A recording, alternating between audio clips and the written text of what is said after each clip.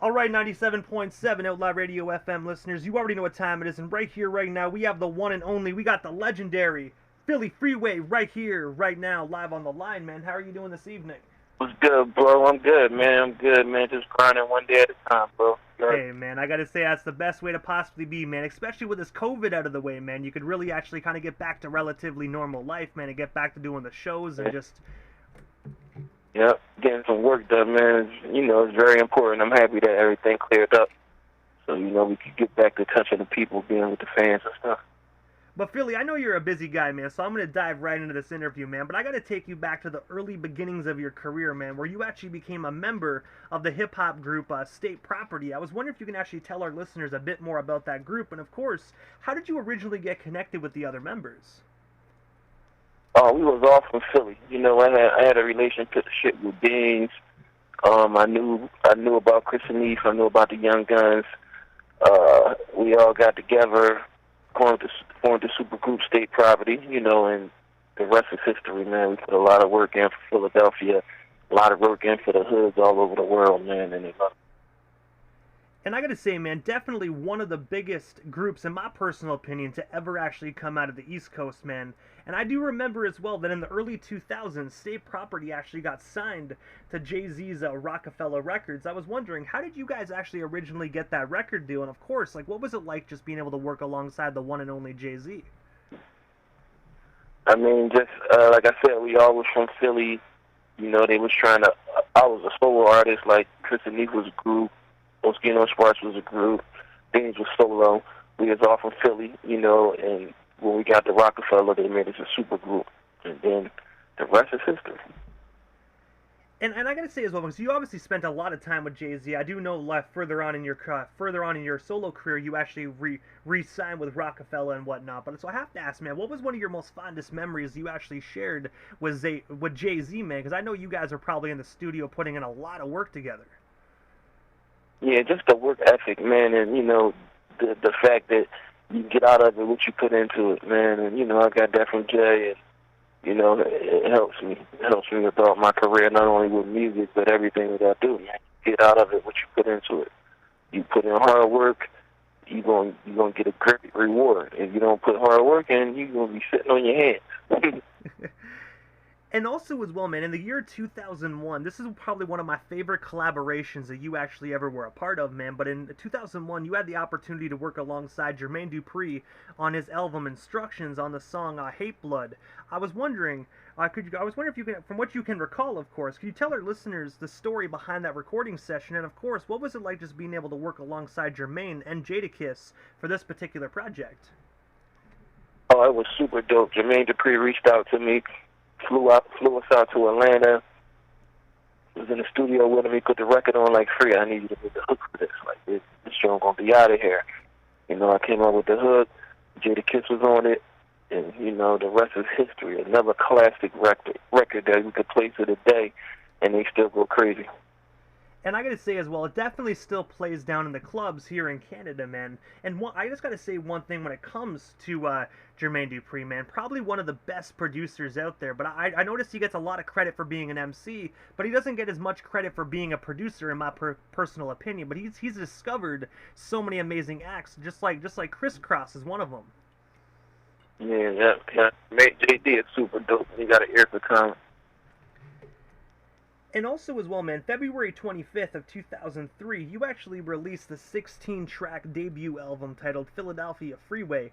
I was wondering if you can actually tell us a bit more about this solo project, and of course, what actually made you decide to release this solo album during the hype of State Property? Well, they say you take your whole life to make your first album. That's why people first albums usually be so good, and this is another case like that. Like, I put my all into it, I put my heart into it.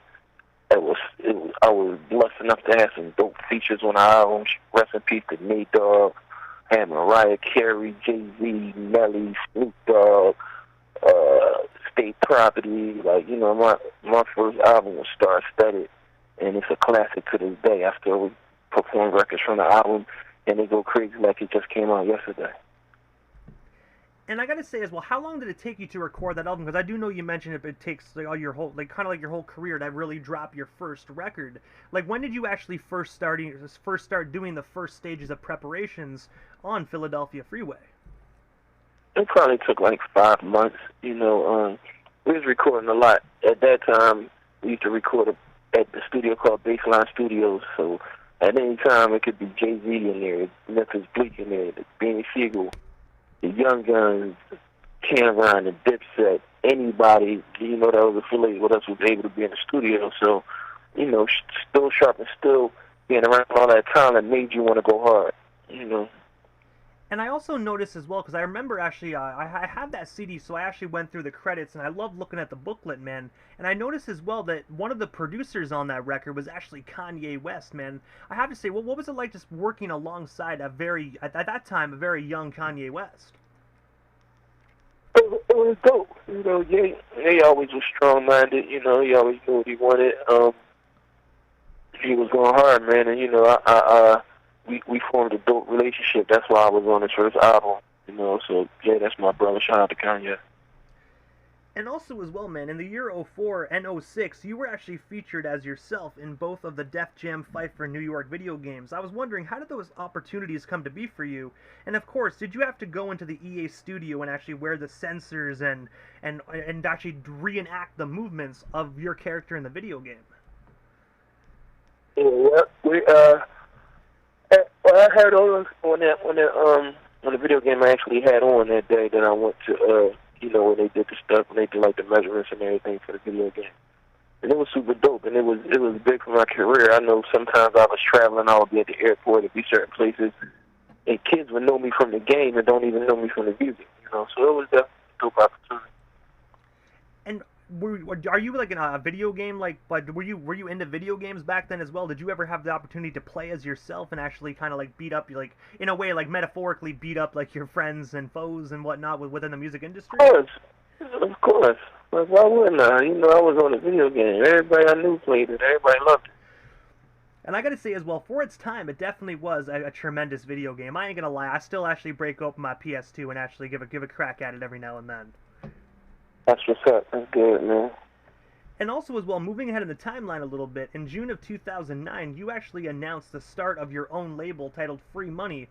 I was wondering, what originally made you decide to launch this record label, and of course, who is currently signed to you today in 2022? Right now, I have a situation. I have a foundation called Freedom Thinkers Inc., and then I have a music situation called Freedom Thinkers Academy. And there's a few artists that I work with, and we just grinding. We're really building it from the ground up. Freedom Thinkers Academy is music, health, education, and it's culture. It's all the things that I'm involved with.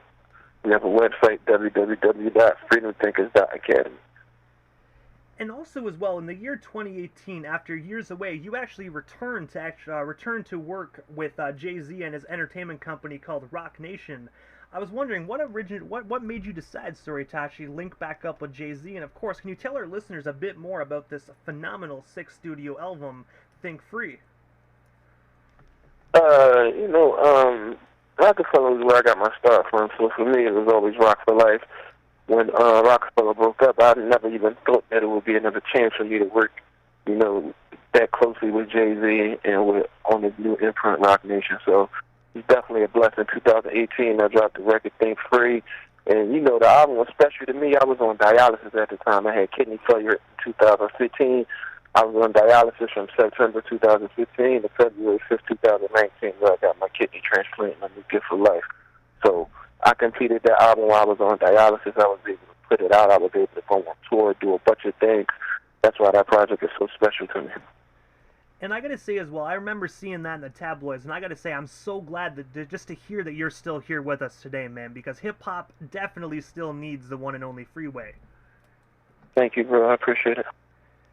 And just while we're on the topic of Think Free, man, I thought yourself and Fat Joe on the song Cocaine White, you guys had such phenomenal chemistry, man. 2 of the East Coast finest on one joint was always my favorite go-to song on that project. Thanks, man. It definitely dope to work with Joey Crack. He's a legend, and he definitely inspired me when I was coming up.